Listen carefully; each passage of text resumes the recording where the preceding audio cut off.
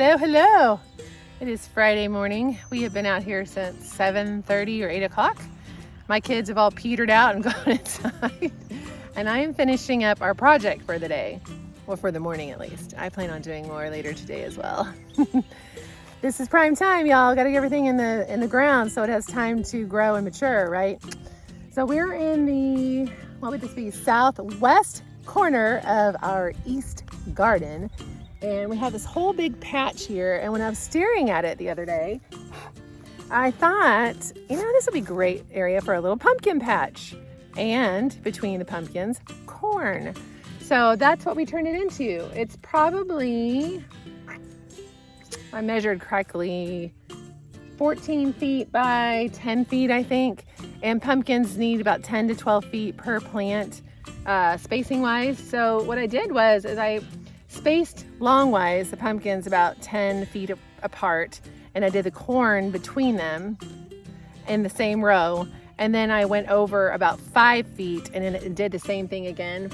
And then let me just show you. Let me just show you what I planted and how I planted it. It makes so much more sense. First off, I'll show you what we planted. Yesterday we did some butter gold corn over in the west garden. And here we're doing sugar baby corn, sweet corn this year. And then we did, let me see if I can find it. These are so fun. Did I tear off this is called a Jaradale pumpkin. It's a small one, which I think is still quite large, actually, 8 to 10 pound pumpkin. So we did a mound there, corn in between, and a mound here, so that's about 10 feet apart.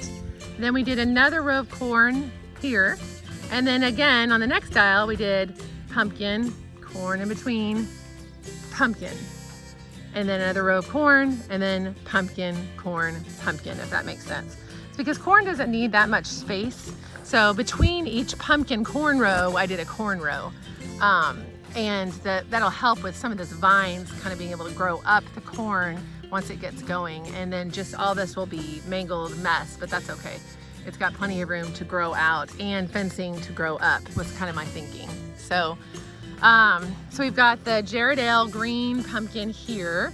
On the next row, we put this really pretty, it's called a Fairytale pumpkin. This one's considered medium sized, which is 15 to 18 pounds. So we did that one there, corn, and then there. And then over against the fence line, it's because they're smaller. I've grown these before and they are prolific. I really only need one plant, but I did 2 of these little Fairytale pumpkins, Jack-be little pumpkins, which are the tiny little pumpkins that you decorate with. We did one in that corner and one over here. So they will vine up and over the trellises that we're eventually gonna put in over the pathway, the arched trellises. And then in the middle, on this middle one here, I did a honey boat squash here. It's delicatata. They're smallish, so they'll grow really well up the fence and over the trellis as well. So we've got Jack-be little, honey boat, Jack-be little. And then on this side over here, I think I'm gonna do the same thing with some of my other pumpkins that I really wanna plant, including the honey nut,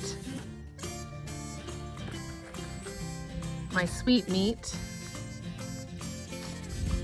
and my pumpkin pie pumpkins.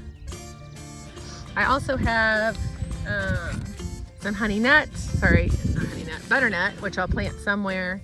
And for my kids, they really, really wanted to do some big pumpkins. So I've got this giant Dill's Atlantic giant pumpkin that I'm probably gonna have to do outside of the garden in a different space. And then this really fun snow winter pumpkin, which apparently can be all different colors. My daughter was reading today that it can be green, orange, yellow, gray, or blue. So that's kind of fun. I think I might find a really cool spot maybe out here outside of this garden to plant those. I'm not quite sure, but I'm gonna try to go crazy with the pumpkin this year since I have the room. So today we came in through here and planted pole beans. Champion of England pole beans, I think. Right here in between the peas that I've already started growing. And sunflowers, kind of like every foot along here or less, more, whatever. Same thing over here. We did beans and sunflowers in between the peas, and planted some marigolds here, and planted nasturtiums in between the Brussels sprouts, and bush beans right here, the dragon tongue bush beans. I think I did more dragon tongue bush beans here and nasturtiums. And then I did the pink bush beans with these Brussels sprouts, also with some nasturtiums in between. So the bush beans are in the middle, no, I take that back. Oh, that's right. Nasturtiums on the side, bush beans in the middle. And over here, because this is such a skinny roll, I just did nasturtiums down the middle. Now on this bed over here, I've decided, because it grows well with everything around it, I'm gonna do some butter, what is it called? Butter gold sweet corn. So I'm just gonna infiltrate this with corn, and maybe once it gets going, I might add a cucumber or something with it, but for sure, I'm gonna make this row corn, and I might make this over here the sugar baby corn. Just make this big plot right here corn.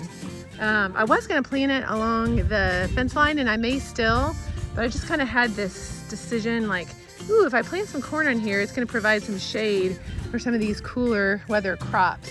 So I'm just gonna kind of go with my gut instinct and do that.